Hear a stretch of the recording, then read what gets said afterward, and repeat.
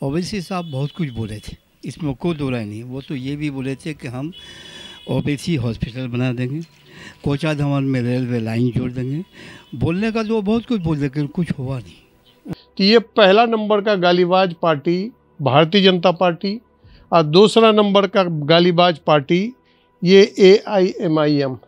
आपने देखा होगा हमारे जो मिल्लत के मौलाना है, आलिम दीन है, उलमाए कराम है, सज्जाद नोमानी साहब को इन्होंने क्या कहा।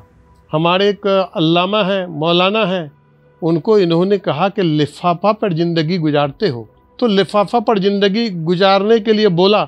और इस तरह ये समझिए कि एक तरह का गाली देना हुआ। नया हैदराबाद और पुराना हैदराबाद में अगर आप देखेंगे, आप तो खुद हैदराबाद के रहने वाले हैं, नया हैदराबाद काफ़ी डेवलप है। आप ओल्ड सिटी की बात करिए, क्यों जर्जर इतनी सड़कें हैं, क्यों नहीं वहाँ पर लोगों को मूलभूत सुविधाएं मिल पाती है, साफ पानी नहीं मिल पा रहा है, नालियों की ठीक व्यवस्था नहीं है। तो आप हैदराबाद को तो पहले हैदराबाद बना दीजिए, फिर आकर सीमांचल में आप कहिए कि मैं हैदराबाद किशनगंज को बना दूंगा या बहादुरगंज को बना दूंगा या कोचाधामन को बना दूंगा। अब इसी के बारे में क्या बोलें, उनको किसी लायक नहीं समझ रहा है यहाँ। अगर भाजपा हिंदू मुसलमान करती है तो वो गलत है, ठीक है, गलत है ना। भाजपा अगर हिंदू, तो अगर MIM हिंदू मुसलमान कर रही है तो क्या वो सही है? नहीं, ये बिल्कुल गलत है। हिंदू मुसलमान तो करना ही नहीं चाहिए। राजनीतिक में ये जो प्रोटोकॉल है, ये ऐसा नहीं है। हर समुदाय के लोगों को, हिंदू मुस्लिम सिख ईसाई, सबको एक साथ जुट करके गुच्छे बना करके सबको आगे की ओर बढ़ना चाहिए। आपके नज़र में कांग्रेस पार्टी खराब है, TMC खराब है, आम आदमी पार्टी खराब है, DMK खराब है, राष्ट्रीय जनता दल खराब है, समाजवादी पार्टी खराब है, तो अच्छा कौन है? अच्छा कौन है ये बताइए ना। भारतीय जनता पार्टी है, हैं? आप किस तरह की बातें कर रहे हैं। एक सीट किशनगंज में कमरुल हुदा ने निकाला था, उसके बाद एक क़यादत के नाम पर आप लोगों ने 5 सीट और जीता। और क़यादत क्या किया आपने? 4 सीट को भी संभाल करके नहीं रख पाए। क्यों नहीं रख पाए? काहे नहीं रख पाए? किस वजह से ये 4 सीट आपके हाथ से चला गया? और आप क़यादत की बात करते हैं, ये क़यादत आप हैदराबाद तक सीमित रखिए, इसलिए कि यहाँ के सीमांचल के लोग, यहाँ के लोग, किशनगंज के लोग अब समझ गए हैं MIM के झांसे में आने वाले नहीं हैं, इंडिया गठबंधन के साथ हैं। लेकिन देखिए कुछ जगह पे ऐसा है कि आप जाकर के उसको माहौल ख़राब कर देते हैं। जैसे आप अभी यहाँ अगर 100 सीट लड़ेंगे तो जाहिर सी बात है कि माहौल ख़राब होगा। पहले वो जहाँ हैदराबाद पहले वहीं अच्छा काम करे, यहाँ भी जीता था, यहाँ पे इतना काम नहीं हो पा रहा अभी। तो विधायक जी वहाँ पार्टी में चला गया, वो तभी काम कर रहा, उससे पहले काम नहीं हो रहा था वो पार्टी में जा करके। उन लोगों का बात इतना ये मतलब विधानसभा में इतना नहीं सुन रहा था वो लोग बात। तो अभी जो कहाँ इसके साथ है, तेजस्वी यादव के साथ काम अच्छा हो रहा है। हम लोग जो अपना उसी को देंगे ना, जो हम लोग को हर कुछ में साथ देता है, हर चीज़ में, तो उसको देंगे वोट। हम क्यों दूसरा को वोट देंगे? ऐसी भी पार्टी है जो तेलंगाना हैदराबाद से यहाँ पर आके डेवलपमेंट करेंगे, विकास करेंगे, जो है दावे कर रही है असदुद्दीन ओवैसी की जो सियासी जमात है, तो उसको लेकर आपकी क्या राय है? देखिए, दूर का ढोल सुहाना होता है, लेकिन देखने के लिए भी मिला। अगर पार्टी इतनी ही ज़्यादा मजबूत होती है तो उनके 4 विधायक दूसरी जगह नहीं जाते। कुछ ना कुछ कमी तो रही होगी जिसकी वजह से दूसरी जगह चले गए हैं। योगी जी अगर बोले कि नहीं 80% हिंदुओं को एक होना चाहिए, और बैरिस्टर साहब बोलेंगे कि नहीं यूपी में 20% मुसलमान, और हमारे सीमांचल में बिहार में बोलते हैं 18% मुसलमान, उसका लीडरशिप डेवलप होना चाहिए। कहीं ना कहीं इससे जो है बीजेपी ही मजबूत हो रही है। बहुत सालों से ओवैसी साहब का विधानसभा जो क्षेत्र है तेलंगाना में, वहाँ से कई मरतबा लगातार 7 से 8 विधायक जीत करके आते हैं। तो वहाँ पर डेवलप होना चाहिए जिस तरीके से, मगर उस तरीके से डेवलप है नहीं। तो हम तो यही उम्मीद करेंगे कि वहाँ पर पहले सुधार हो, उसके बाद फिर दूसरे राज्य में जाके सुधार करें। वहाँ पर ही सुधार नहीं है तो और जगह आप क्या सुधार करेंगे? ओवैसी साहब डेवलपमेंट और विकास की बात कर रहे हैं कि सीमांचल को जो है वो डेवलप करेंगे, सीमांचल में विकास लाएंगे, तो उस पर आपका क्या कहना है? क्योंकि वो आते हैं, हैदराबाद सांसद है वो, तो क्या वो उनकी सांसद ज़्यादा डेवलप्ड होगी आपके हिसाब से? तो आप तो खुद हैदराबाद से आए हैं, तो आप मुझसे बेहतर बता सकते हैं कि हैदराबाद कितना डेवलप हुआ है, जो हैदराबाद को छोड़ करके वो सीमांचल को आएंगे डेवलप करने के लिए। ये तो समझिए बेवकूफ़। देखिए, किशनगंज की जो जनता है ये भोली भाली जनता है, बात समझ रहे, सीधी सादी गाय जनता है यहाँ पर। और लोग बाहर से आते हैं यहाँ आकर के बेवकूफ़ बनाते हैं यहाँ के लोगों को। और सीधी जनता है वो बहक भी जाती है, एक बार बहक गई, काट का अंडी एक ही बार चढ़ता है, दूसरा बार नहीं चढ़ता है। और आपने अब जानते होंगे आपके वहाँ के विधायक हैं राजा सिंह, उनका कॉन्स्टिट्यूंसी पर दारुस्सलाम वही है। उन्होंने आज तक उसके अगेंस्ट में एक कैंडिडेट नहीं दिया है। यहाँ आके बड़का बड़का लफाजी करेंगे, लफारी करेंगे, क्या लाखड़ी, हम लोग सुरजापुरी में एक भाषा है यहाँ का जो लोकल भाषा उसको बोलते हैं लाखड़ी, ठीक है। इसका मतलब गप करना, फेंकना, डींगे हाँकना उसको बोलते हैं। बस यही करते हैं ये लोग, और क्या करना है इनको, और कुछ नहीं करना। कि तेलंगाना से जो आए हैं हमारे ओवैसी साहब चार मीनारा, उसके बारे में कुछ पूछ रहते हैं। उसके बारे में एक बात जरूर बोल सकता हूँ, वो अपना पहले लोकसभा संभाले, अपना विधानसभा संभाले, वो अपना विकास का एक कॉपी किशनगंज डिस्ट्रिक्ट को भेजे और देखा ये मैंने विकास किया वहाँ पे, उस आधार पे वो वोट मांगे। वो तो अपना घर भी नहीं संभाल पा रहा है। और पहली बात क्या है कि उनका जो विकास का मुद्दा है ना, बस खाली एक ही चीज़ पे चलता है कि हिंदू मुस्लिम पे।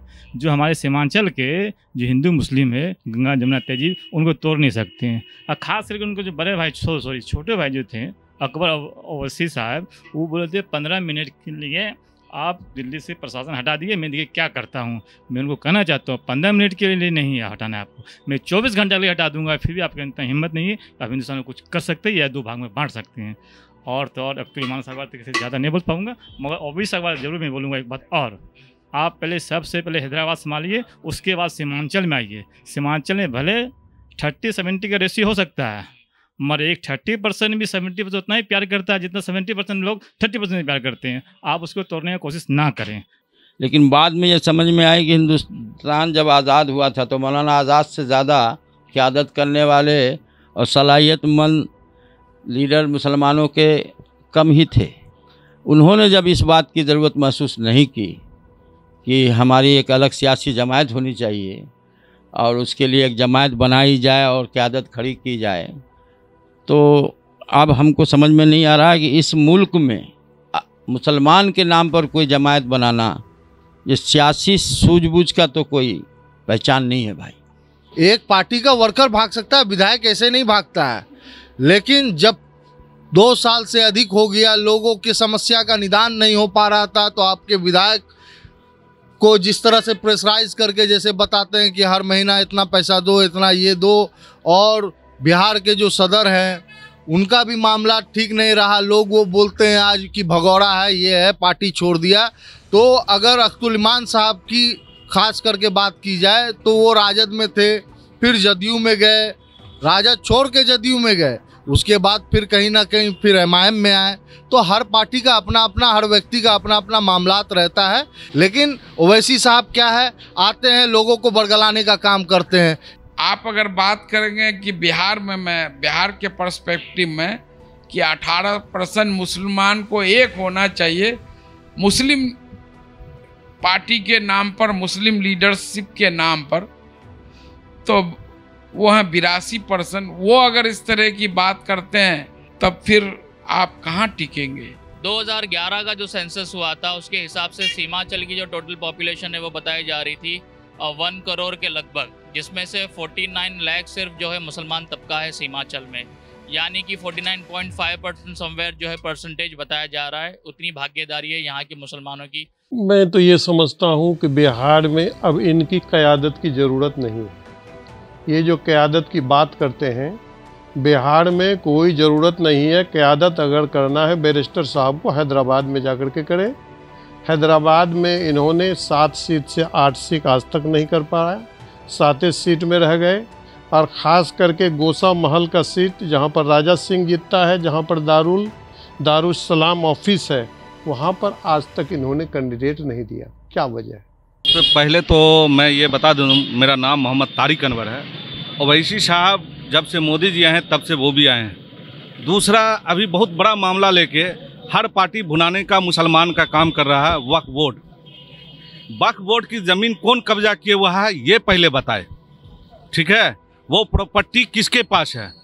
आप गरीब मुसलमान को रोड पे डंडा खिलाने के लिए जमा तो कर रहे हैं, लेकिन उस ज़मीन का मलाई वही लोग खा रहे हैं जो हैदराबाद में बिरयानी खा रहे हैं। अरे भाई, आप कोई बात बोलते हैं, अपने राज्य में आप 7 से 8 नहीं कर पा रहे हैं, जहां आपका जन्म हुआ, 60 साल 50 साल से ऊपर का आपका इतिहास है पार्टी का, वहां भी तो मुसलमानों की अच्छी खासी आबादी है। तो ये सोचने की बात है 2014 से पहले कितने मुस्लिम एमएलए थे, एमएलसी थे, एमपी थे। आज 2025 में जब से मोदी जी आए, ओवैसी साहब नेशनल लेवल पर उभरे तो फिर मुस्लिम लीडरशिप क्यों कम हो गया? मेरा सवाल ये है। ओवैसी साहब अच्छे इंसान हैं, अच्छे लीडर हो सकते हैं, मैं उनका मुखालफत इस अंदाज में नहीं कर रहा हूँ, लेकिन एज ए पॉलिटिकल पर्सन आप पत्रकारिता कर रहे हैं, आपका ये चैनल है, आपका कैमरा है, आपका कैमरा मैं तोड़ दूँ तो क्या आपका चैनल बंद हो जाएगा? आप सदन में बिल फाड़ दीजिएगा तो बिल क्या रद्द हो गया? मैं आपसे ये पूछना चाहता हूँ कि 2015 में आप किशनगंज में सीमांचल में आपने अपना किस्मत आजमाया, यहाँ के लोगों ने आप पे एक बार भरोसा किया, आपके झांसा में आए और आपको 5 विधायक दिया। 5 विधायक क्या ऐसा रहा कि 5 विधायक आपके भाग गए? आप इतने बड़े पैलेस में बैठते हैं, आप इतने बड़े हस्ती हैं, साहिब माल हैं, आपने किशनगंज के लिए क्या किया? अब अगर क़यादत की बात आती है ना तो तनासुब के एतबार से आप देखिएगा तो 14% के करीब जहाँ तक मेरे मुताले से आपके तेलंगाना में मुस्लिम आबादी है, परसेंटेज है, और हमारे यहाँ 17%। लेकिन 17% में हम कितने हैं, 14% में आप कितने हैं? आप जब समझ जाइए कि अगर क़यादत की ज़रूरत तेलंगाना को है या क़यादत की ज़रूरत बिहार को है। आप जिस शहर से आपका रिश्ता है तो वहाँ तो आप अपनी क़यादत में एक इजाफा नहीं कर पा रहे हैं, और बाकी जगह पर आके कहीं 40 लड़ा दे रहे हैं, कहीं 100 लड़ा दे रहे हैं। झारखंड में आपने 40 सीटें लड़ा दी जहाँ आपका कुछ नहीं है, उत्तर प्रदेश में आपने 100 सीटें लड़ा दी, और आप कहते हैं कि भाई एक जमहूरियत है, सबको आज़ादी है, जहाँ चाहे वहाँ से चुनाव लड़ सकता है। तो ये तो हकीकत है कि जो लोग जहाँ चाहे वहाँ से चुनाव लड़ सकते हैं, लेकिन चुनाव लड़ने के लिए एक बेस भी होता है जो आपका नहीं है।